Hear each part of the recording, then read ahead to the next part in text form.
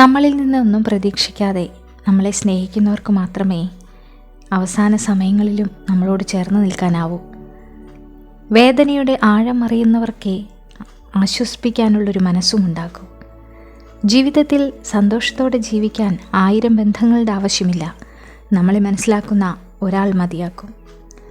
മുഖത്ത് നോക്കി സത്യം പറയുന്നവരെ ആളുകൾ വെറുക്കുന്നു. എന്നാൽ ഒളിഞ്ഞിരുന്ന് കുറ്റം പറയുന്നവരെ ആളുകൾ സ്നേഹിക്കുകയും ചെയ്യുന്നു. അതുതന്നെയാണ് ലോകം. അവസാനിച്ചു പോയ ചില ബന്ധങ്ങളെ പറഞ്ഞു തിരുത്തി തിരിച്ചു കൊണ്ടുവരാൻ ശ്രമിക്കുന്നത് ചുരുട്ടിയെറിഞ്ഞ കടലാസ് പോലെയാണ്. എത്ര നന്നായി നിവർത്താൻ ശ്രമിച്ചാലും ചില ചുളിവുകൾ അവിടെ തന്നെ ഉണ്ടാക്കും. ആരും നമുക്ക് സ്വന്തമല്ല. മറ്റൊരാൾ വന്നാൽ മാറിക്കൊടുക്കേണ്ട ബന്ധമേയുള്ളൂ പലരുടെയും ജീവിതത്തിൽ നമുക്ക്. ജീവനോടെ ഇരിക്കുമ്പോൾ മരിച്ചെന്ന് തോന്നുന്ന ചില നിമിഷങ്ങളുണ്ട്. ജീവിതത്തിൽ നമ്മൾ ഒരുപാട് സ്നേഹിച്ചവർക്ക് മുൻപിൽ നമ്മളൊന്നുമല്ലെന്ന് തിരിച്ചറിയുമ്പോൾ. അധ്വാനിക്കുന്നവന് ദാരിദ്ര്യവും നാമജപം ശീലമാക്കിയവന് പാപവും, മൗനം പാലിക്കുന്നവന് കലഹവും, ജാഗ്രതയുള്ളവന് അപകടവും വന്നു ചേരില്ല. അറിവ് കാമധേനുവിനെ പോലെയാണ്, സ്ഥിരമായി ഫലം നൽകിക്കൊണ്ടേയിരിക്കും. അത് അദൃശ്യമായൊരു നിധിയാണ്.